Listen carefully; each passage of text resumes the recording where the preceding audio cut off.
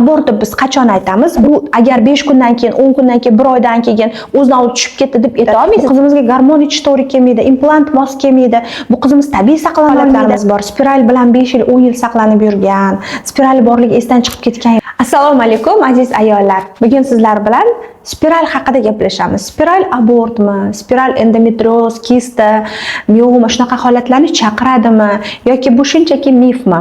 Bog'liqliklar bormi? Qanaqa ilmiy tadqiqotlar bor bu haqida? Shu haqida sizlar bilan ilmiy asosda gaplashamiz. Meni birinchi marta ko'rib turgan bo'lsangiz, o'zimni tanishtirib o'taman. Men Rahimova Feruza Ne'matjanova, akusher-ginekolog shifokorman. Bu sohada 11 yillik tajribaga egaman. Havo klinik asoschisiman. Xalqaro IZAKS seksologiya, operativ ginekologiya jamiyati a'zosiman. Bundan tashqari juda ham ko'p reproduktologiya, endokrinniy ginekologiya, gemostaziologiya sohalari bo'yicha ham ilm olganman va bu bo'yicha bemorlarimizga demak konsultatsiya o'taman, integrativniy shifokorman. Keling sizlar bilan bugun spiral haqida gaplashamiz. Chunki qizlar menga juda ham ko'p savollar jo'natishdi. Bu savollar ichida masalan yozishyapti. Feruza opa, meni vijdonim qiynalib, o'ylanib qoldim. Kamiga bu videoni erim menga yuborgan ekanlar. Haqiqatan spiral mini abortmi? Chunki bitta psixolog qizimiz spiral mini abort deb video qo'ydilar va mana shu video haqiqatan juda ham ko'p prosmotr yig'di va bu spiral mini abort degan videodan keyin spiral bilan saqlanayotgan qizlarimizda ichlarida shubha tug'ilib qoldi. Rostdan ham men shuncha yildan beri abort qilyapmanmi, shunchalar ko'p gunoh ish qilib degan qizlarda aybdorlik hissi paydo bo'ldi va qizlarimiz menga shunaqa savollar yozishni boshlashdi. Rahmatova yozyaptilar. Men tabiiy saqlanib yurardim. Ikkinchi farzandimga homilador bo'lib qoldim.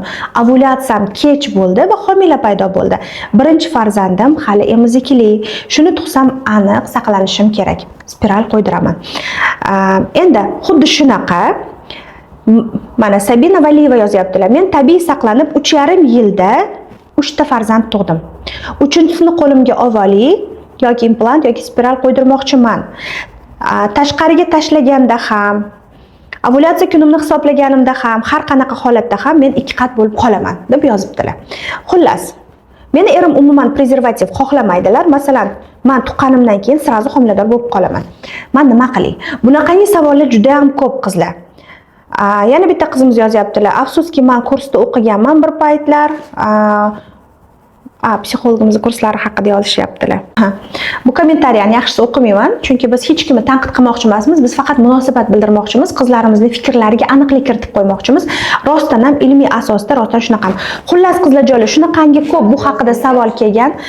Xullas bizga bu haqida juda ko'p savollar keldi va biz bu qizlarimizning savoliga javob berish maqsadida kimnidir tanqid, tahlil qilish uchun emas, mana shu qizlarning savollariga oydinlik kiritish uchun baribir mutaxassis javob kerak edi. Shuning uchun biz bu videoni yozdik.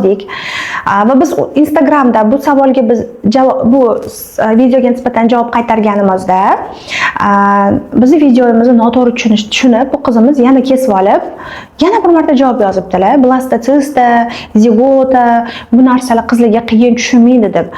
Balki bu qizimiz tushunmasdi, lekin men auditoriyam juda ham aqlli qizlar, juda ham ilmiy ma'lumotlarni hurmat qilishadi, ilmiy ma'lumotlarni qabul qilishadi va tushunishadi. Nimadan bilaman? Konsultatsiyamga kelishganda juda ham осознанный anglagan qizlar, hamma ma'lumotlarni juda ham yaxshi bilishadi, ilmli qizlar. Bir nechta tillarda gapirishadi, chet eldagi ekspertlarni kuzatishadi va ularda tibbiy ma'lumotlar juda ham ko'p. Xullas demoqchimanki, ular bu ma'lumotlarni bemalol tushunadi va mana shu ma'lumotlarni hozir bilan bo'lishmoqchiman ilmiy asosda. Rostdan ham spiral mini abortmi? Qaranglar, demak, proses qanaqa sodir bo'ladi? Mana bu tuxumdonimiz. Mana bu tuxumdonimiz va tuxumdonda bir nechta follikulalarimiz bor. Follikulalarimiz har oyda bittasi yetilib yoriladi va undan hosil chiqqan tuxum hujayra bachadondan, qin orqali bachadondan kelgan urug' hujayra bilan bu joyda ko'rishib yoki trubada yoki bu yerda ko'rishib ana shu zigota, blastocista holatida sekin-sekin kelib homilamiz paydo bo'lib 3 yo 5 kuni uzog'i 1 hafta ichida bachadonga kelib joylashadi va homila paydo bo'ladi. Endi spiral qanaqa ishlaydi? Spiral haqida gaplashadigan bo'lsak, mana bu spiral. Mana buni uzun ipchasi bor. Bu spiral mana bu joyda metallichеский o'ralgan, shuncha spiral deyiladi. Xuddi spiralga o'xshatib metal o'rab chiqilgan. Bu metal mis bo'lishi mumkin, kumush bo'lishi mumkin, tilla bo'lishi mumkin. Oddiy plastik spirallarning o'zi ham bor. Spiral o'ralmagan bachadonchi vositasida spiral, bunaqa spiral metali yo'q.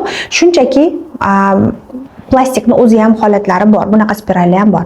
Endi bu spiralni biz qin orqali mana shu o'zini maxsus vositalar yordamida agar bachadonni ichiga joylashtiradigan bo'lsak, u bachadonni ichida taxminan mana shunday joylashadi. Taxminan shunday joylashadi. Va joylashgandan keyin mana bu metal ionlari o'zidan chiqarayotgan modda va bu yerdagi sodir bo'layotgan biokimiyaviy reaksiyalar jarayonida kelayotgan spermatozoidlar, bu ilmiy tekshiruv qizlar, hozir havolasini, ilmiy tekshiruvlar havolasini videosida qoldiraman.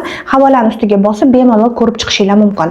Va kelayotgan spermatozoidlar bu yerda nobud bo'ladi. Ya'ni spiralning birinchi ta'sir mexanizmi spermitsid, ya'ni spermatozoidlarni o'ldiradi.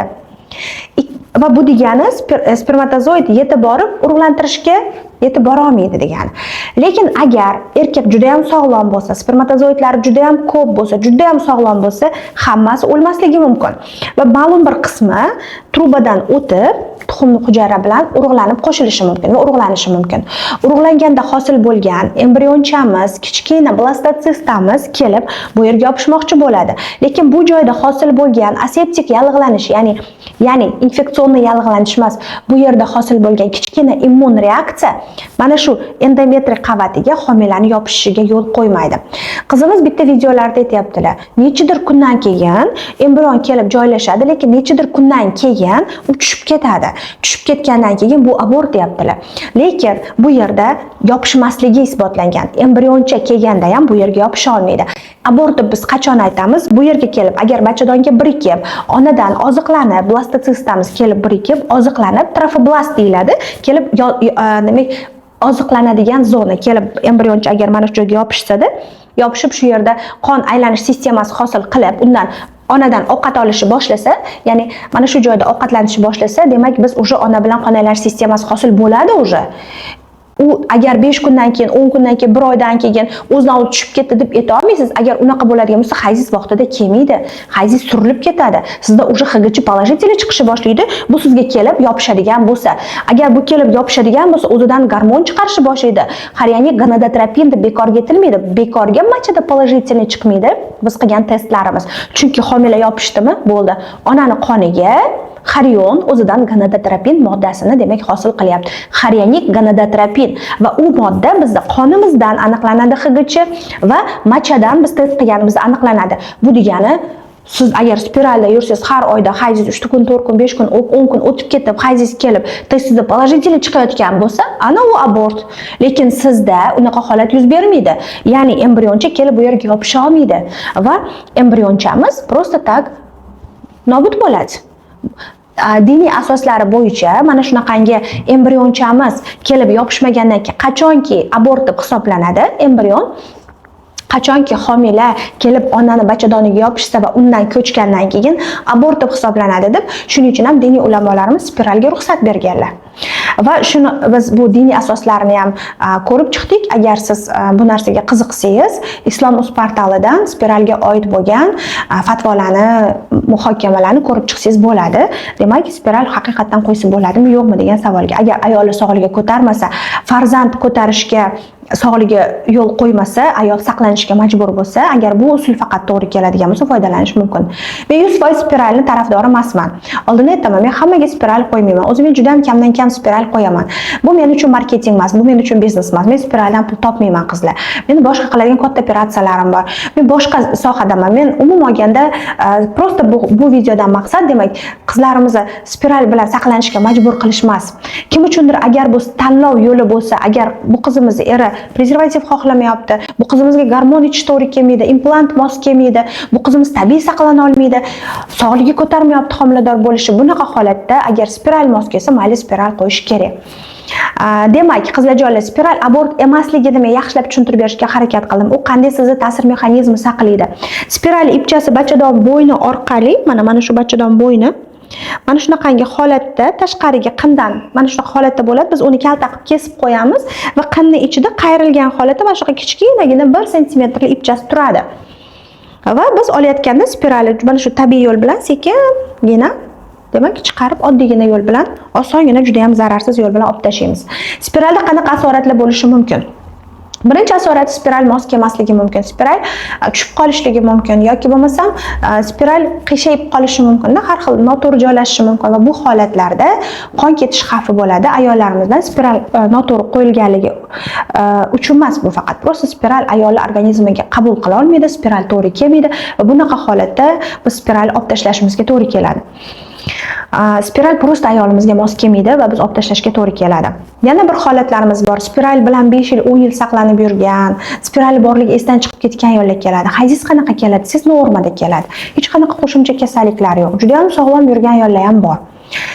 Yana bitta holat bor. Spiral bor joyda shamollashlar bo'lishi mumkin, ya'ni yallig'lanishlar bo'lishi mumkin. O'z vaqtida shifokor nazorati o'zingizdan va zerkalada ko'rinib turishingiz kerak. 6 oyda, 1 yilda bir marta ko'rinib tursangiz bo'ladi. Spirali yo'q qizlarimiz ham shamollaydi o'zi aslida. Faqat spiral emas, lekin spiral mana bu ipchasi hisobiga shaykadan ipcha chiqib turibdi va bu bo'lishi mumkin. Mana shu bachadon bo'ynini ta'sirlantirishi mumkin va bu narsa bachadon bo'ynida yallig'lanishga olib kelishligi mumkin. Shamollash kasalliklarini spiral ta'sirida bo'lishligi mumkin qizlar va ko'proq bo'lishi mumkin spirali yo'q qizlarga nisbatan. Lekin hozir aytib o'tganimdek, umuman yaxshi yurib spiralda shamollamasdan yurgan ayollar ham bor. Bu siz umumiy salomatligingizga ham bog'liq. Umumiy gemoglobiningiz qanaqa, ferritiningiz qanaqa, umuman olganda organizm defitsit holatidami, bu narsaga bog'liq. Agar spiraldan 7-8 kundan ko'p qon keladigan bo'lsa, spiralda bunaqa yurishingiz kerak emas. Spiralni yo qonni ko'paytirish, organizmni har doim podдержка qilib yurishimiz kerak yoki prosta spiralni oldirib tashlab boshqa saqlanish usuliga o'tishimiz kerak qizlar. Bunaqaga ko'p qon ko'radigan qizlarga Mirena spirali ko'proq mos keladi. Mirena nima? Bu gormonal spiral, o'zidan oz miqdorda har kuni gormon ajratadi va ko'p qon ko'radigan qizlarga Mirena yaxshi mos keladi. Bachadon ichida poliplarni, endometriozlarni, miomalarni, kista qaytalanayotgan bo'lsa ham Mirena yaxshi mos keladi. Qon ketish xavfini, kistani qaytalanish xavfini, endometrioz, adenomioz holatlarida juda ham yaxshi davolovchi ta'sir ko'rsatadi. Bundan tashqari bachadonida varikozlari ko'p bo'lgan, adenomiozlari bo'lgan, og'riqli hayz ko'radigan, har doim shokolad sinovi выделение kelib, korичневый bo'lib yuradigan qizlarga ham Mirena spirali mos keladi. Mirenani ham originallari bor, oddiylari bor qizlar, buni ham vrach bilan maslahatlashgan holda qo'ydirishingiz kerak bo'ladi.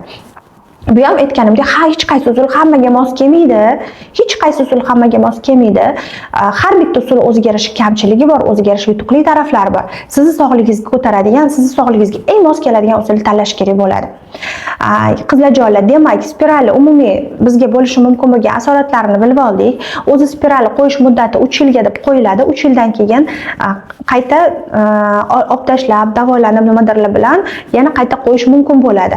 Yoki saqlanish usulini o'zgartirishga ham to'g'ri keladi, sog'lig'ingizga qaraladi. Endi spiral haqida turli xil ilmiy maqolalar bor qizlar. Spiral endometrioz chaqiradimi? Spiral bu kasalliklar chaqiradimi? Shu haqida ham ilmiy maqolalarni yiqqaman. Ilmiy maqolalarni havolasini mana shu Telegram kanalga joylaganman. 10 dan ortiq ilmiy maqola havolasi bor va bu ilmiy maqolalarni havolasini siz mana shu silka orqali o'tib o'qib chiqishingiz mumkin. Qaysi biri siz uchun dolzarb bo'lsa, o'qib chiqsangiz bo'ladi. Bemalol buni ChatGPTda o'zbekchaga tarjima qildirib olsangiz bo'ladi yoki o'zini tepasida perevod qilib beradigan zonalar bor. Bu hammasi ingliz tilida. Ilmiy maqolalarimiz o'qib chiqsangiz bo'ladi. Xullas, buni переводini rus tiliga yoki o'zbek tiliga oddiygina yo'l bilan qilib, telefoningiz o'zini приложениясida ham qilib o'qib chiqsangiz bo'ladi. Qizlarjonlar, havolasini yuboryapman. Ilmiy maqola qanaqa o'tkaziladi? Ilmiy maqola juda ham bilasizlar, Yevropada, Amerikada o'tkazilgan ilmiy maqolalarga, umuman Rossiyada o'tkazilgan maqolalarga juda ham talab baland bo'ladi. Ular kamida 100 ta ayolda tekshiriladi. Uzoq yillar tekshiriladi va bitta xulosani berish uchun bitta inson juda ham ko'p vaqtini sarflaydi. Va bu ilmiy maqolani tasdiqlash uchun bir necha insonlar uni ko'rib chiqib tasdiqlab beradi. Bir necha professorlardan o'tadi bu narsada. O'shaning uchun bu ilmiy maqolalar ishonchli hisoblanadi. Demak, birinchi ilmiy maqolaning ma'nosini tushuntiraman sizga. Maqolaning umumiy xulosasida VMS, ya'ni spiral ishlatgan ayollarda servikal saraton xavfi taxminan 30% gacha past deb yozilgan. Ya'ni bachadon bo'ynida rak chaqiradimi degan savolga bu joyda javob berilyapti. Buni havolasi ham demak bu yerda bor. Keyingisi endometriy saratoni va spiral haqidagi ilmiy maqola. Ya'ni men spiral qo'yilganda bachadon ichida rak chaqiradimi? Bundagi maqolada ham naborot agar Mirena spirali qo'yiladigan bo'lsa, endometriy saratoni xavfi aksincha kamayishligi ko'rsatilgan. PubMedda e'lon qilingan maqola bu. Keyingisi bachadon endometriy saratoni va spiral haqidagi maqola. Keyingisi ham xulosada spiral ishlatish endometriy saratoni xavfini sezilarli kamaytiradi. Sababi spiral immun reaksiyani bachadon ichida oshiradi va bu rak hujayralarining o'lishiga olib keladi. Qo'shimcha nufuzli manbalar bor bu yerda, buni ham qo'yganman. Demak, birinchisi gormon saqlovchi spiral haqida aytilgan bo'lsa, ikkinchisi oddiy spiral ham bachadon rakini oldini oladi deb aytilyapti. Bu qanaqa? Bachadon rakini oldini olishi bu joyda hozir sizlarga aytib o'tdim, immun reaksiya sodir bo'ladi. Ya'ni inorodniy telo, chujoy modda biz ichimizda turganligi uchun bu o'zidan har doim biz organizmimiz bu moddaga nisbatan immunitet hosil qilish uchun immun hujayralarni ajratadi. Immun hujayralar esa rakoviy kletkalarni ham o'ldiradi. Spermatozoidlarni ham o'ldiradi. Embrionni bachadonga joylashga yo'l qo'ymaydi. Bu degani oddiy spiral ham bachadon endometriy qavatidagi rakni oldini olishi ko'rsatilgan va bu yerda juda ham nufuzli manbalar bor. Spiral xavfsiz kanserogen emas deb baholangan. Endometriozni ham davolaydi, ya'ni levonorgestrel saqlovchi, ya'ni bizani Mirena spiralimiz endometriozni davolash haqidagi ilmiy maqola bor bu yerda. Ya'ni bu yerdagi endometriozni ma'lum tarzda kamaytirganligi isbotlangan bu ilmiy maqolada. Keyingi maqolamiz endometriozda og'riqni kamaytirish uchun keng qo'llanilishi haqida. Og'riqni kamaytirish, necha foizga og'riqni kamaytirganligi haqida. Endometriozi bor, adenomiozi bor qizlarimizda hayz kelganda juda ham og'riqli o'tadi va agarda mana shunaqangi gormon saqlovchi spiral qo'yiladigan bo'lsa, og'riqni juda ham ko'p foizli uzoq muddatli 5 yillik kuzatuv asosida qilingan ilmiy maqola va mana shu ilmiy maqolada bu narsani isbotlashyapti. Dismenoriyani kamaytiradi. Bu degani hayzni palapartish kelishi yoki hayzni og'riqli kelishida mana shu holatlarda tos og'riqni pasaytiradi, endometrioz qaytalanishini kamaytiradi degan ilmiy maqola bu. Va operatsiyadan keyin yoki muolaja qilingandan keyin 45% ga kuzatuv guruhida bu holat pasayishligi, bu himoya effektini ko'rsatadi deyapti. Kamayishligini ko'rsatyapti. Bundan tashqari uzoq yillik kuzatuvda, 5 yildan oshiq kuzatuvda tuxumdon kistalarining qaytalanishini oldini olganligi kuzatilgan. Demak, bu degani gormon saqlovchi spirali yo'q insonlarga nisbatan gormon saqlovchi spirali bor insonlarda tuxumdondagi funksional kistalar, tuxumdondagi turli xil kistalar kuzatilishi ancha pastroq bo'lgan. Va bu narsa aytilyaptiki, demak, bu spirallarimiz tuxumdonda aksincha kista chaqirmaydi, kistani davolovchi holatligini aniqlayapti. Bundan tashqari mis spiral va tuxumdon kistalari o'rtasidagi bog'liqlik yo'qligini ko'rsatadigan ilmiy izlanishlar bor. Va buni havolasini ham qo'yganman. Ya'ni tuxumdon kistasi bilan spirali o'rtasida bog'liqlik yo'qligini aniqlayapti. Xullas qizlar, men juda ham ko'p bu yerda ilmiy maqolalarni keltirganman.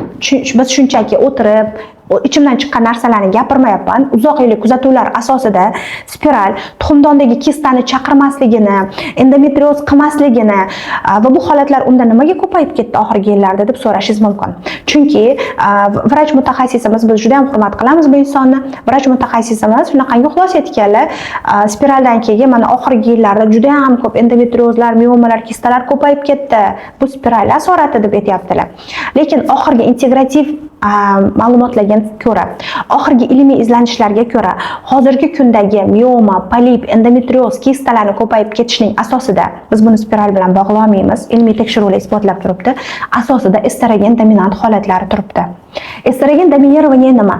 Bu ayolda progesteron fazasi yetishmaydi va estrogen, ploxoy estrogenning miqdori, bilasiz, gormonlarimiz jigarda detoksga uchraydi, lekin jigarda oxirigacha detoksga uchramayotgan estrogenni mahsulotlari bor. Bu ba'zida genetik bo'ladi, ya'ni sitaxrom anomaliya hisoblanadi.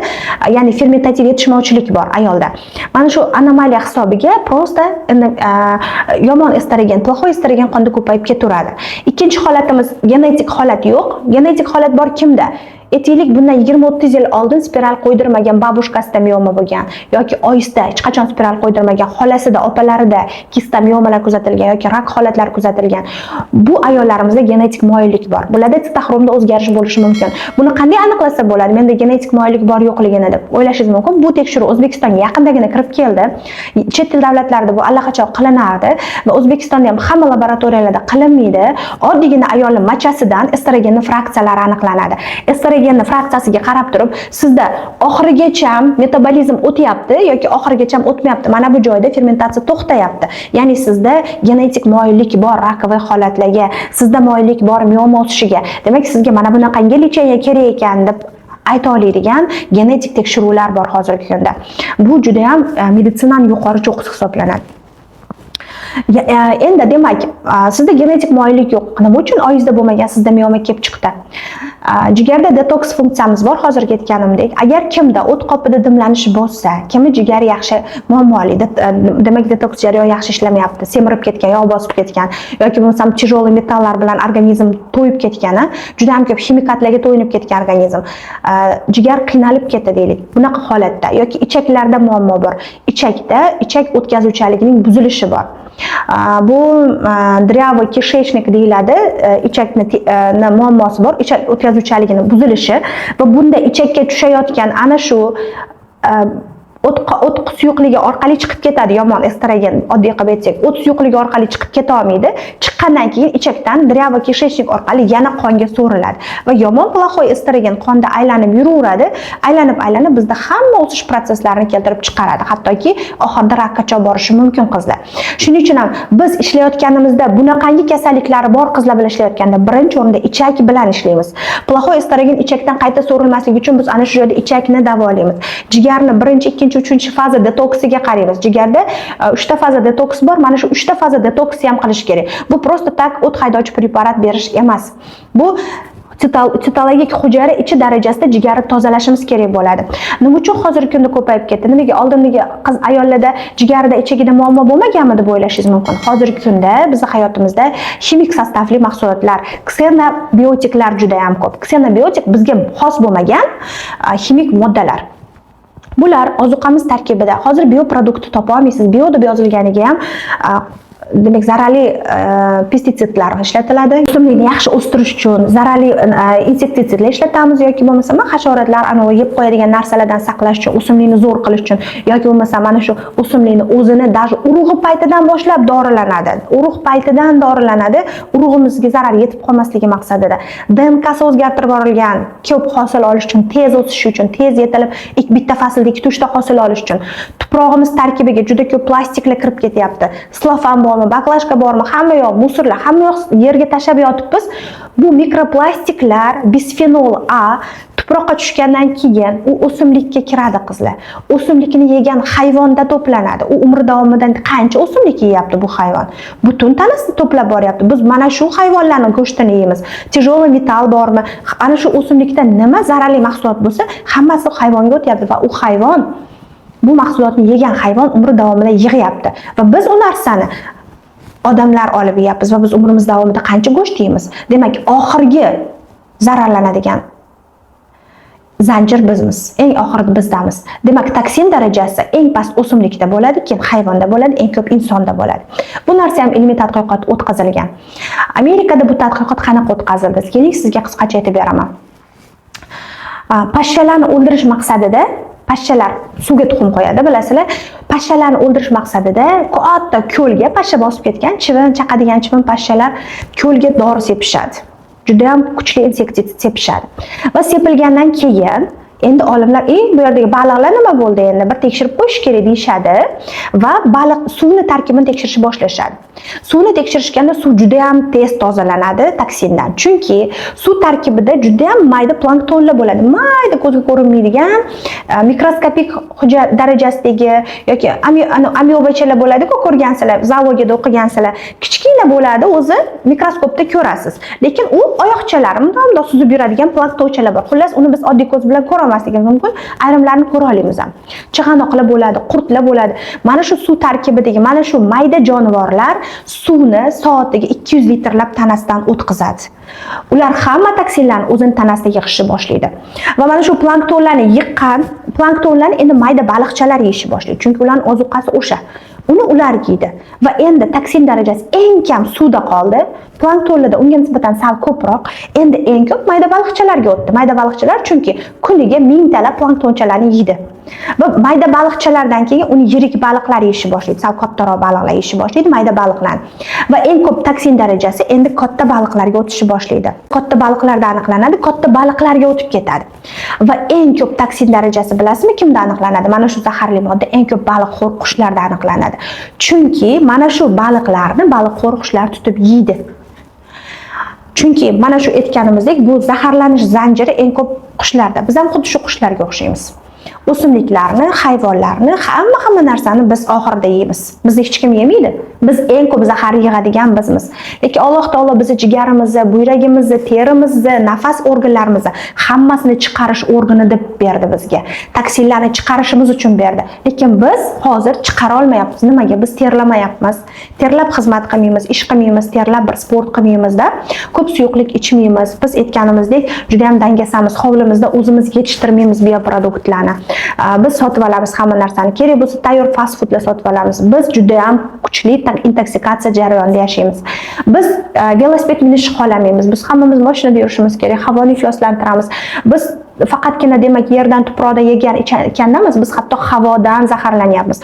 Oddiygina qizib ketgan mashinaga o'tirganingizda u yerdan chiqayotgan juda ham ko'p plastiklardan chiqayotgan mashinani o'zidan gup etib zaharlanish kiradi. O'pkadan zaharlanasiz juda ham ko'p. O'shaning uchun issiq mashinaga o'tirish ham hatto bolalarni chiqarish tavsiya etilmaydi. Baklajkada qolib ketgan issiq suvlarni ichib qo'yamiz, mashinada qolib ketadi, ichib qo'yamiz. Yoki oddiy quyoshda turibdi, sotuvchilar bunga ahamiyat bermaydi. Quyoshda turgan suvlarni keyin sizga xolodilnikka olib kiradida muzlatib sotib yuboradi. U qancha vaqt skladka issiqda turdi u suv. Issiqda turgan joyda baklajka o'zini juda ko'p miqdorda plastiklarni suvga zaharni chiqarishni boshladi. Yoki dostavka xizmatidan ovqat zakaz qilamiz, plastik kasob olib kelishadi. Uyimizda qancha plastik idishlarimiz bor, biz unda qancha ozuqa mahsulotlarini saqlayapmiz. Plastiklardan prosta voz kechinglar. Bu narsa sizda keltirib chiqarayotgan mana shu kasalliklarni asosiy ildizida turadi. Bular hammasi gormon podobniy moddalar hisoblanadi. Mana shu zaharli moddalar, ksenobiotiklar hammasi gormonga o'xshash bo'ladi va ular sizni estrogenni sezargan retseptorlaringizga borib o'tiradi, joylashib oladi. Va organizmda plaxoy estrogen miqdori ortgandan ortib, bizda hozirgi kunda umuman hech qachon umri davomida spiral qo'ydirmagan, displodiya bilan qiynalib yurgan qizlarimiz bor. Umrida spiral qo'ydirmagan, miomasi ham bor, adenomiozi ham bor, kistasi ham bor, polipi ham bor. Bu nimani bildiradi? Bu spiraldan emas. Bu biz organizmimizni qanchalik tozalashimiz kerakligidan, qanchalik plaxoy estrogenlarni chiqarib tashlashimiz kerakligini belgisi. Bu narsani detoksikatsiyadan tezroq o'tkazishimiz kerakligini belgisi. Ko'p-ko'p saunaga boringlar, ko'p-ko'p terlab turinglar. Mahsulotlarni iloji bo'lsa uyingizda yetishtiringlar. Iloji boricha kosmetikalarni eng kачественный, натуральныйsini ishlatinglar. Вообще-то kosmetika bu ovqat, bilasiz, terimiz ovqat shimib oladi. Tim bo'li ularning tarkibida yog' bor. Har qanday yog' saqlagan mahsulot terimiz orqali shimiladi. Bu mavzuni qizlar soatlab gapirish mumkin. Demak, qizlar joylar sizlarga faqatgina ilmiy asosda gapirishga harakat qildim. O'ylaymanki, siz uchun foydali bo'ldi. Aytganimdek, men spiraldan pul topmayman. Spiral men uchun bu anaqa manba emas. Marketing qilishyapti deb o'ylayotganlar juda katta xato qilishadi. Men bu narsani agar qizimiz majbur bo'lsalar qilaman. Tabiiy saqlanish juda ham zo'r holat. Haqiqatan sog'ligingizga zarar yetmaydi. Lekin hammaga ham to'g'ri kelmaydi. Har bitta usuli kamchiligi bo'lgandek, tabiiy saqlanayotganda ham spontan ovulyatsiyalar bor. Ya'ni nima deydi? Juda ham kech ovulyatsiya bo'lishi mumkin, erta ovulyatsiya bo'lishi mumkin kimdadirda. Ovulyatsiya kuningizni hatto hisoblamay qoladigan holatlar bor. Mana shunaqangi qizlar kelgan, tabiiy saqlanish o'rganganman, tabiiy saqlanaman, lekin menda homiladorlik yuz berdi degan. Va nimaga bular uchun xavfli? Mayli yuz bersa to'g'risin deyishingiz mumkin. Men o'zi abort qilmayman, abort bilan vobshe shug'ullanmayman. Masalan, agar abort qiladigan inson bo'lsa, bu narsa uchun yaxshigina biznes bo'ladi. Chunki uni preparatlarini sotadi, u yaxshigina pul topishi mumkin. Lekin men bu narsadan umuman shug'ullanmayman bu narsa bilan. Mana shu qizimiz kelganlar. farzandlari nogiron bo'lgan, juda ham kichkina bo'lgan va sog'liqlarida muammo bo'lgan, ferritinlari 4 5 juda ham past bo'lgan, hammasi vitamin D hammasi past bo'lgan bu qiz lecheniasiz, ya'ni u nima uchun shu qadar holatingiz yomon sizni deganimda, men deydi faqat e'tiborimni farzandimga qaratibman, farzandim nogiron bo'lgani uchun o'zimni butunlay tashlab qo'yibman. Men o'zi sizga davolanish uchun kelmoqchi edim, lekin men homilador bo'lib qoldim deb yig'lab kelganlar. Endi nima qilib yurakchasi urib turibdi ekan. Demak, mana shu holatlar bor.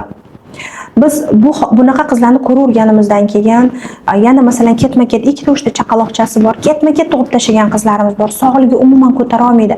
2 martadan kesirva bo'lgan, qayta kesirva bo'lib, endi saqlana olmayotgan qizlar bor. Xullas, bu holatlarni ko'rganimizdan keyin qizlarimizga yurakchasi urib turgan bolachamizni abort qilishni biz tavsiya qila olmaymiz.